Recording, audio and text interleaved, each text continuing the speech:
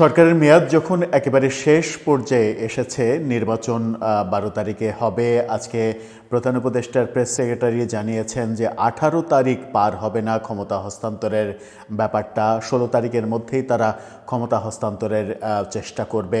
অর্থাৎ নির্বাচনের পরে নির্বাচন কমিশন গেজেট প্রকাশের 3 দিনের মধ্যেই শপথ হবে এবং সেই শপথ পরবর্তী সময়ে শপথের মাধ্যমে পুরাতন সরকার, বর্তমান সরকার বিদায় নেবে, নতুন সরকার আসবে, এরকম বক্তব্য আজকে প্রধান উপদেষ্টার প্রেস সেক্রেটারি দিয়েছেন। যখন কিনা এক ধরনের সন্দেহ দানা বেঁধে উঠেছে যে নির্বাচনের পরেও এই সরকার আরও 6 মাস ক্ষমতায় থাকবে কিনা।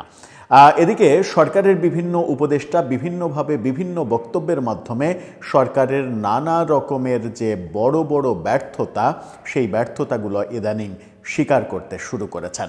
আজকে পররাষ্ট্র উপদেষ্টা অনেকটা শিশুর মতো সহজ সরলভাবে স্বীকার করে নিয়েছেন ভারতের সঙ্গে এই সরকার সম্পর্ক ভালো করতে পারেনি।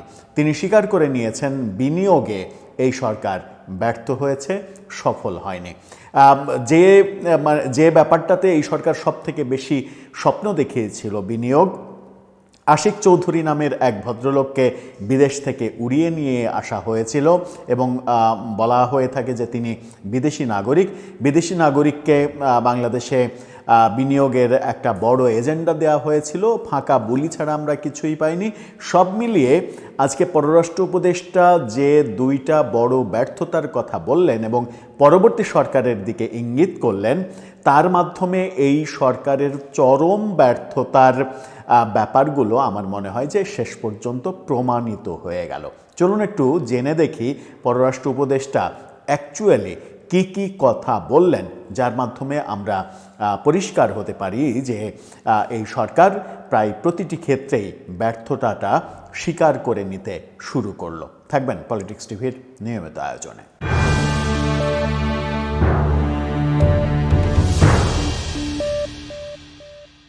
দর্শক, বলছিলাম পররাষ্ট্র উপদেষ্টার কথা। তিনি সহজ সরলভাবেই স্বীকার করে নিয়েছেন ভারতের সঙ্গে সম্পর্ক এই সরকার ভালো করতে পারেনি, তার মানে খারাপ করেছে। এবং তিনি পরবর্তী সরকারের কথা বলছেন যে পরবর্তী সরকার ভালো করবে। পরবর্তী সরকার ভালো করবে না খারাপ করবে সেটা তো পরবর্তী সরকারের ব্যাপার।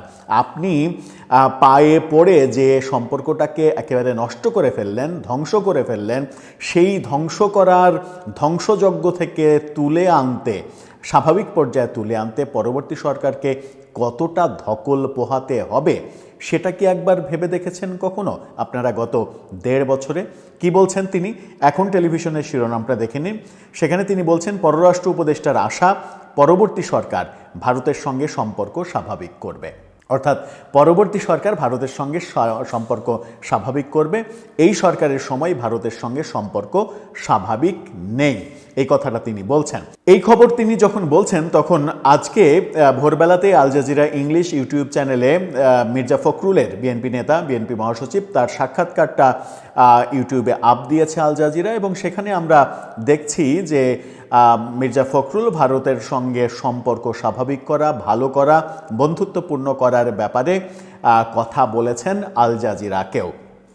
অর্থাৎ বর্তমান সময়ে যে ভারতের সঙ্গে সম্পর্ক নেই এই প্রশ্নটা তাকে করা হয়েছিল, তিনি বলেছিলেন যে ভারতের সঙ্গে বন্ধুত্ব সুলভ সম্পর্ক তৈরি করার চেষ্টা করবে বিএনপি যদি ক্ষমতায় আসে। এবং ভারতের পররাষ্ট্রমন্ত্রী, বিদেশমন্ত্রী যাকে বলা হয়, জয়শঙ্কর, তিনি যে খালেদা জিয়ার জানাজায় উপস্থিত হয়েছিলেন সেটাকে একটা পজিটিভ সিগন্যাল হিসেবেও দেখছেন মির্জা ফখরুল। কি বলছেন আমাদের পররাষ্ট্র উপদেষ্টা, চলুন তার কথাগুলো, অমৃত বাণীগুলো আমরা একটু শুনে দেখি।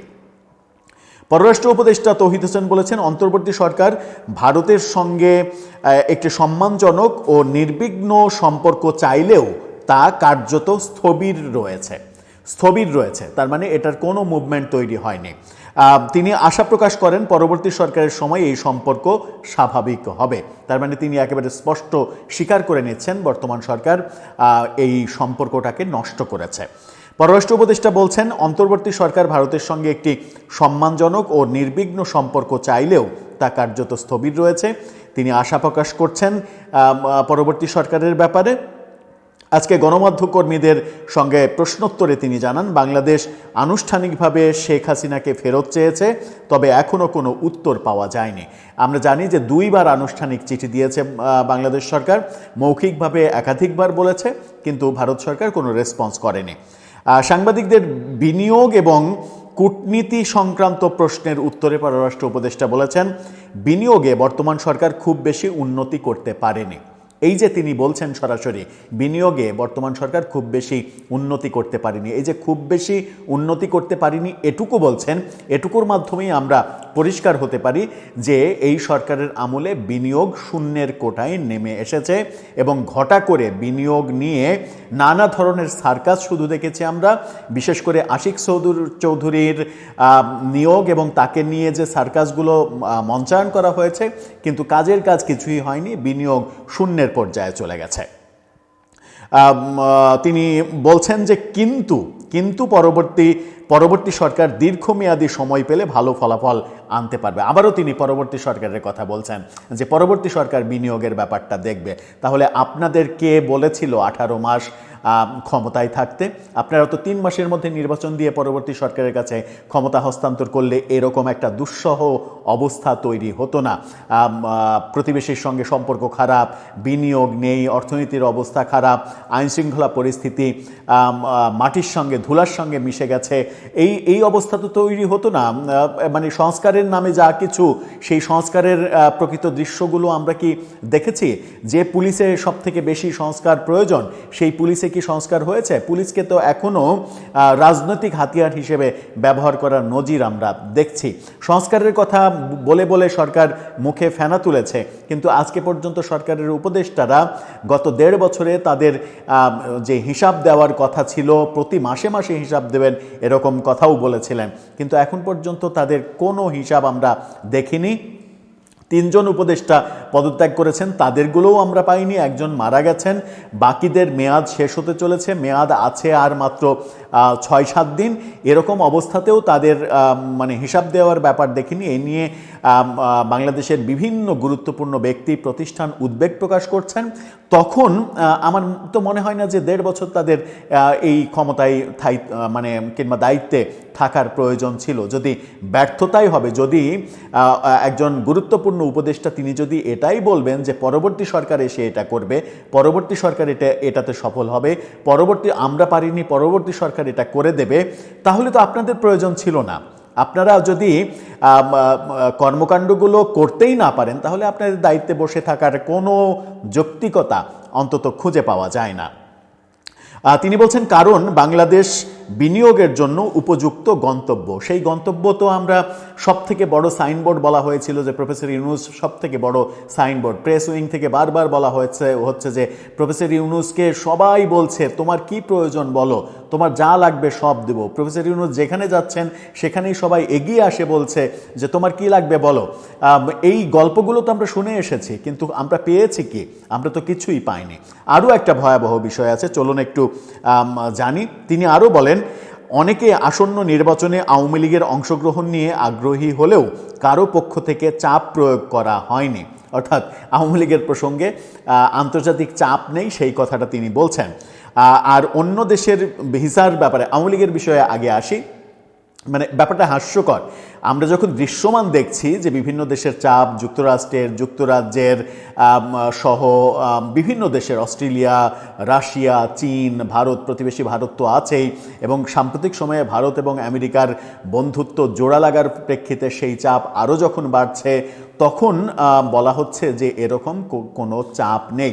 বিশ্বের প্রায় সব মানবাধিকার সংগঠন থেকে বলা হচ্ছে আওয়ামী লীগের যে নিষেধাজ্ঞা জারি করা হয়েছে সেটা গণতান্ত্রিক না। এই ব্যাপারগুলো কি চাপ মনে করছে না সরকার?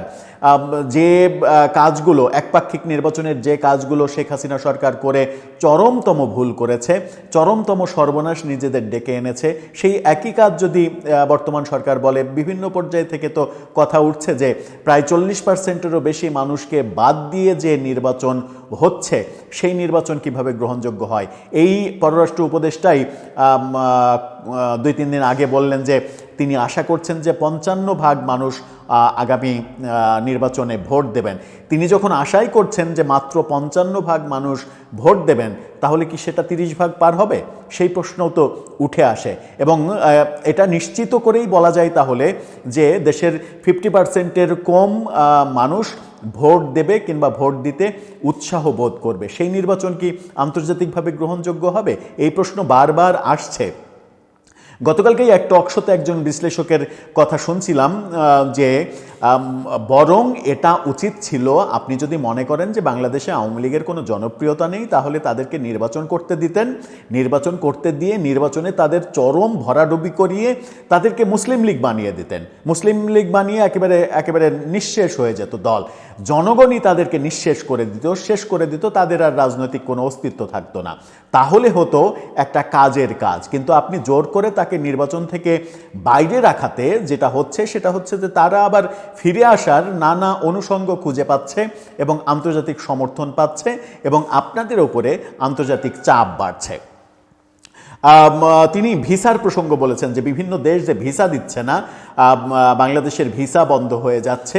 এই ব্যাপারে তিনি বলছেন যে ভিসা নিষেধাজ্ঞার বিষয় পুরোপুরি পররাষ্ট্র মন্ত্রণালয়ের দায় নয়। অনেক ক্ষেত্রে কাগজপত্র দেখে মানুষ সঠিক তথ্য বিশ্বাস করতে চায় না। অর্থাৎ মানে যারা ভিসা দিচ্ছে না তাদের দোষ দেখছেন, অথচ আমাদের প্রধান উপদেষ্টা বুক ফুলিয়ে গর্ব করে বললেন যে বিশ্বে আমরা একটা জায়গাতে চ্যাম্পিয়ন, সেটা হচ্ছে যে আমরা জালিয়াতিতে চ্যাম্পিয়ন। একটা দেশের প্রধান যখন কোনো ওপেন ফোরামে এই ধরনের মন্তব্য করেন যে বাংলাদেশের মানুষ জালিয়াতিতে চ্যাম্পিয়ন, তাহলে মানে বাংলাদেশ সম্পর্কে কি বার্তা বিশ্ব দরবারে যায় সেটা তো একটা বড় বিষয়। বিশ্বের মানুষ, বিভিন্ন দেশ যখন আস্থা পাচ্ছে না আমাদের জনগণকে ভিসা দেওয়ার জন্য, তখন তো সেই আস্থাটার তৈরি করার দায়িত্ব সরকারের। এবং জনগণের যদি কোনো মানে দোষ থাকে, কোনো খামতি থাকে, কোনো কমতি থাকে, তাহলে সেই জনগণকেও সচেতন করা, সঠিক গাইডলাইন দেয়া, সেই দায়িত্বটাও সরকারের। সেই দায়িত্ব আপনি পালন করবেন না, ব্যর্থ হবেন, আবার বলবেন যে এটা আসলে পররাষ্ট্র মন্ত্রণালয়ের দায় নয়, অন্য কারো দায়। এই ব্যাপারগুলো প্রশ্ন তৈরি করছে। আবার পররাষ্ট্র মন্ত্রণালয়ের যিনি উপদেষ্টা, এই ব্যক্তিকে নিয়েও, মানুষটা খুব সহজ সরল মানুষ, তাকে নিয়েও খুব বেশি কথা বলার আসলে অবকাশ থাকে না। কারণ পররাষ্ট্র মন্ত্রণালয় আদৌ তাকে দিয়ে চালানো হচ্ছে নাকি ডক্টর খলিল চালাচ্ছেন পররাষ্ট্র মন্ত্রণালয়? প্রফেসর ইউনূসের খুবই প্রিয়ভাজন মানুষ, সেটা একটা বড় প্রশ্ন।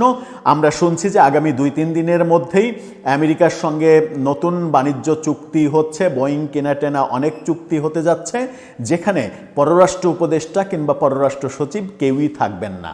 তাহলে থাকবেন কে? মহা ক্ষমতাধর, মহাপরাক্রমশালী নিরাপত্তা উপদেষ্টা ডক্টর খলিলকে দিয়েই সম্ভবত এই কাজগুলো করানো হবে। এবং এই সরকারের শেষ বেলাতে এসে তাকে দিয়েই পররাষ্ট্র মন্ত্রণালয়ের সব কাজগুলো করা হচ্ছে যখন দেখছি, তখন পররাষ্ট্র উপদেষ্টার এই কথাগুলোকে সমালোচনা করে আদৌ কোনো লাভ আছে কিনা সেটা একটা বড় প্রশ্ন। দর্শক, আপনার মতামত এ ব্যাপারে জানিয়ে লিখতে পারেন আমাদের কমেন্ট বক্সে।